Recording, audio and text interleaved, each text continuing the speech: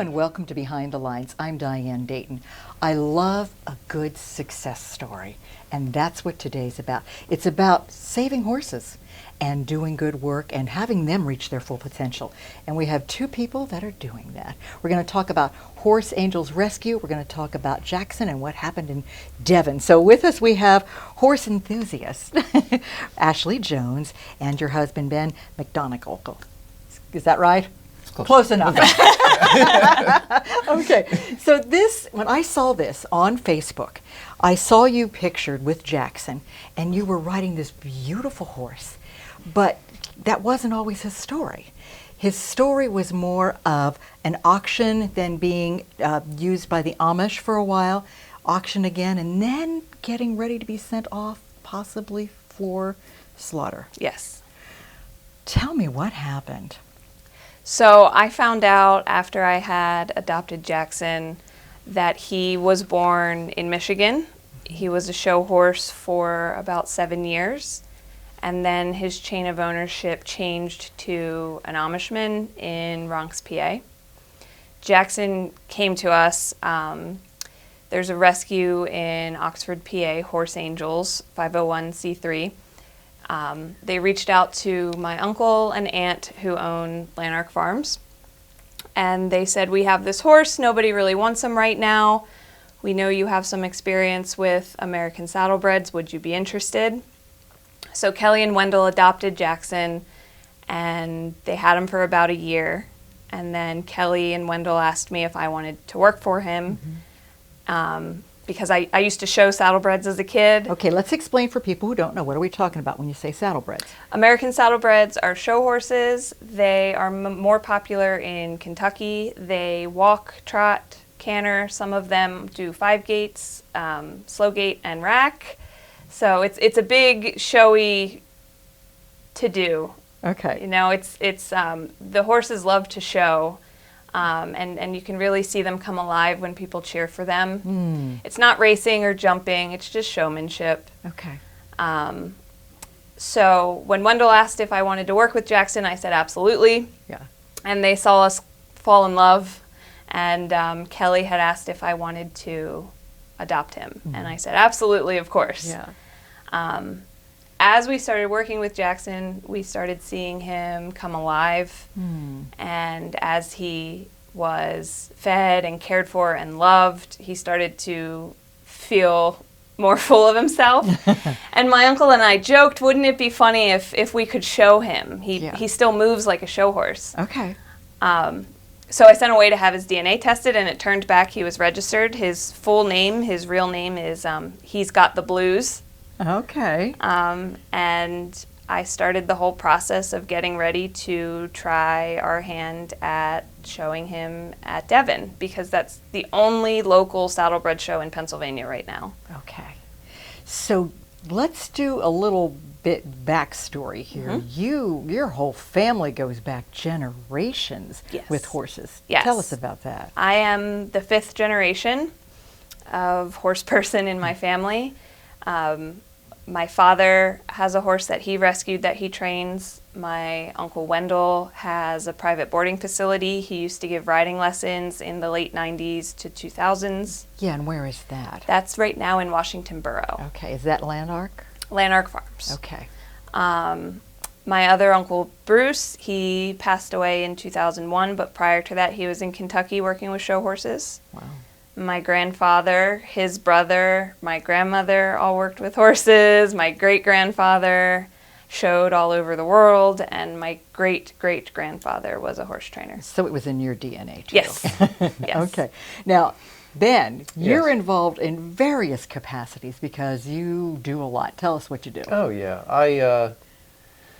Well, when she adopted him, I just started coming out and helping around the barn and sweeping and kind of learning the ropes. There's a lot of stuff to learn about tending to a barn, and she invited me into that part of her life, and just slowly but surely we became the training team, going out there 3-4 times a week.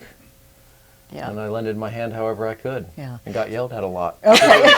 All right. Okay. So what was your background before all of this and getting that involved, Ben? I don't know. We've been together for a long time, and she's always talked about her horse love and her family's involvement. And so you got pulled into it. I've always been an animal lover anyway. All right, well then that's great. Yeah. I kind of just showed up at home and said, Wendell and Kelly asked me to adopt this horse. Are you okay with it? And We he have said, a horse now. You have a horse now. That's great. That's really good. Yeah. So this is quite a story when you think about the animal and the life Yes. and what the animal must be going through Yes. in the process. Address that, Ashlee. I can only speak to after they're rescued. Kelly and Wendell have rescued and rehabilitated many horses. Kelly is an expert at feeding and working from the ground up and getting them healthy and comfortable again. Right. But seeing the drastic change, even within a couple of months, is insane.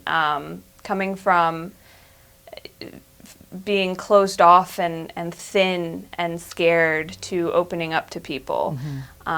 Right now they have a horse who was in the kill pen multiple times back and forth, who was a Mustang who nobody could get close to, that is extremely bonded to Wendell and Kelly. My dad's horse, Nevi, he will yell for my dad probably 10 minutes before my dad walks into the barn.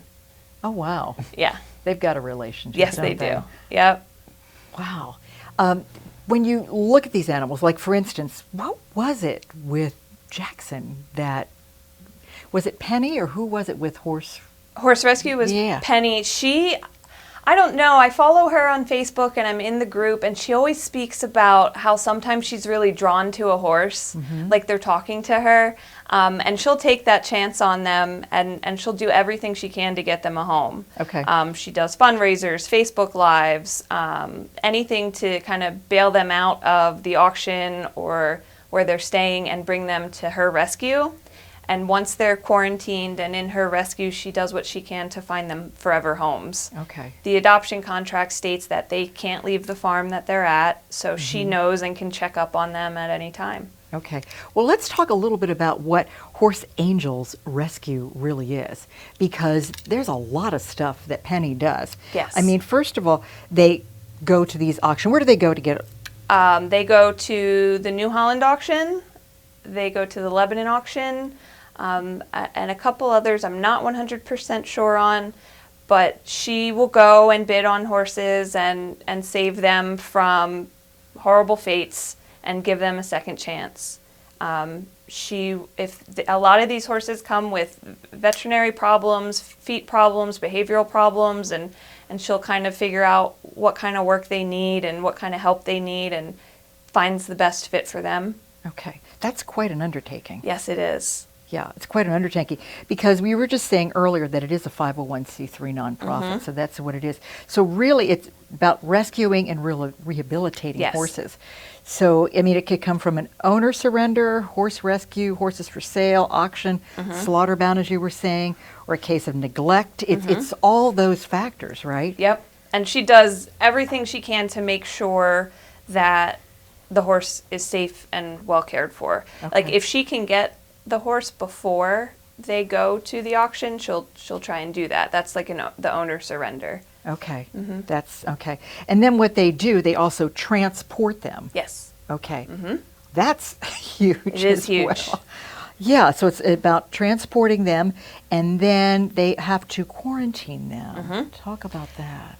Horses are just like kids. If you go into your first day of kindergarten, you come home with the sniffles and different colds, and horses have to be treated the same way. They are kept separate from their herds until they're clear and safe for the rest of the herd. Yeah, and then once they've gone through the veterinary care, rehabilitation, and that sort of thing, that's when you try to find placement for them for purchase too.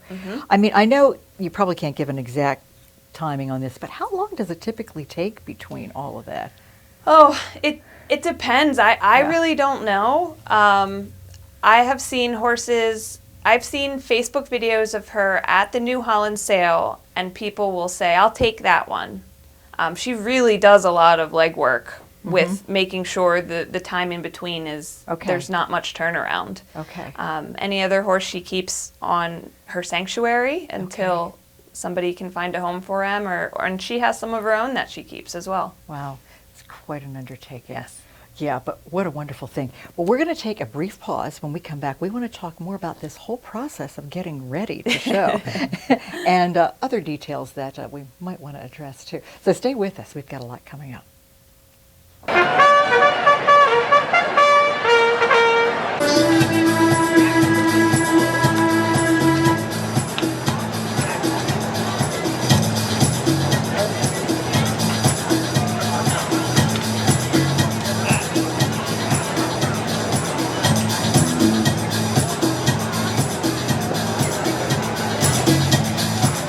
Slowly, please, the slowly.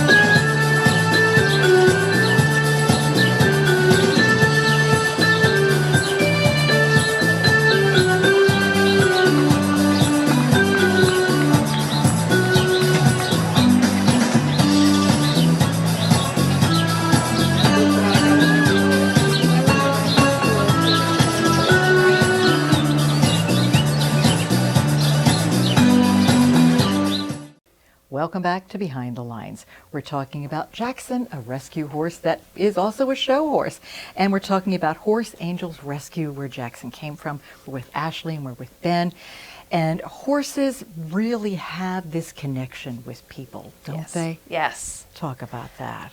I've always felt a connection with horses. I've learned that horses are emotionally intelligent animals. They're used in therapy for all sorts of different reasons. When I was in my first treatment center, when I first got clean about 11 years ago, there was equine therapy that was offered, and we would go off campus to a farm and pet and brush the horses, which was really special to me because I grew up around horses. Yeah.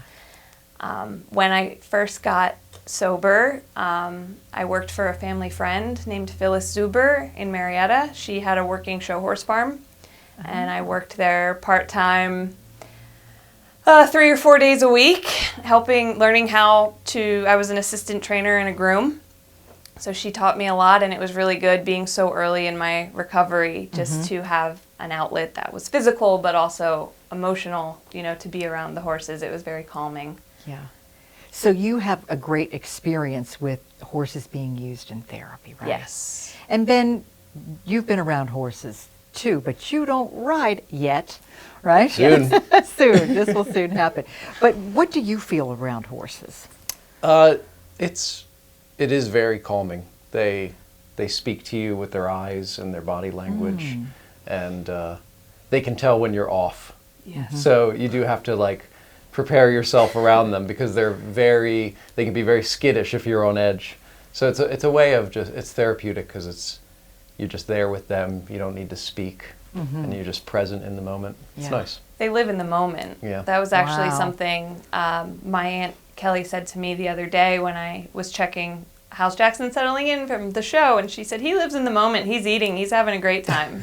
Okay. You know, if we could all be more like that. Exactly, and that probably is a part of the therapy as Yes. well, to be in the moment like that. Yes. Wow, so when you got Jackson and you decided, okay, we're going to show him again, how hard was that process? It was time consuming because there were so many things to factor in. One was I didn't really know about Jackson. He was trained by somebody who I didn't know. I didn't know that he had so many different cues. I didn't know his cues. I was also trained as an equitation rider, meaning when I was 5 and 6, I was taught that I had to look pretty on a horse.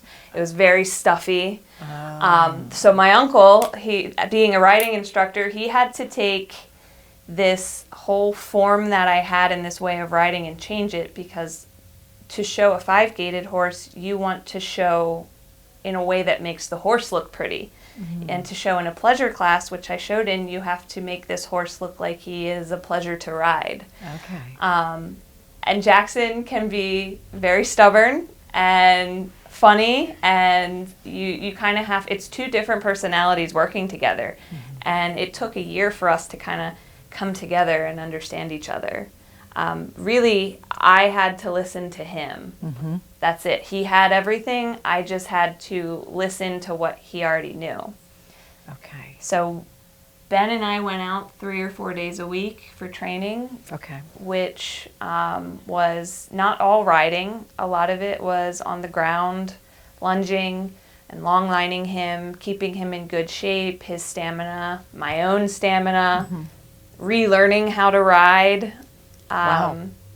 Learning different methods and techniques that my uncle taught me, that my dad taught me. I found out through a woman on Facebook who had known Jackson before that he was previously very anxious. So learning how to work with a horse who's anxious and having to keep myself, who is an anxious person, Okay. and calm down and slow him Yeah. down and let him know that he is safe and there's no pressure on him. Because there wasn't any pressure on him. We didn't want to win. Yeah. I wanted to go to Devon kind of to show people that you don't have to spend hundreds of thousands of dollars on a young 2-3-year-old horse to show. You can give a horse a second chance and just try it out. How old is Jackson? Jackson just turned 18. Wow. Okay. You wouldn't be able to tell. Wow. Yeah. Yeah. What is longevity for a horse? 30, 40. Wow. Okay. So he's still a young. He's middle-aged. Yeah. Yeah. Still got a lot going. Watching her with him, you probably noticed a lot happening. What really stuck out to you? I'm sure there were things that touched your heart. I think seeing her come into that thing she was meant to be, kind of Oh, wow. blossom into that horse trainer, because she and him just slowly but surely became this team, this single team. And it was a lot of failures and running heads into walls and figuring out what he needed, but then finally seeing that finished product of what she always wanted to be. And she had an opportunity with him to find it. It was cool. Boy, that did feel good, didn't it? It is. I mean, Ben speaks about being a team, and it's so many people look at horses as this is my horse and I'm the owner and it has to be this way, and that's not true. You're working with a living, breathing being with feelings and thoughts, and you have to be able to meet them where they're at. Yeah. And you have to be patient more than anything. And that's what I learned, through my family and trainers before me is patience is probably your best tool. Okay.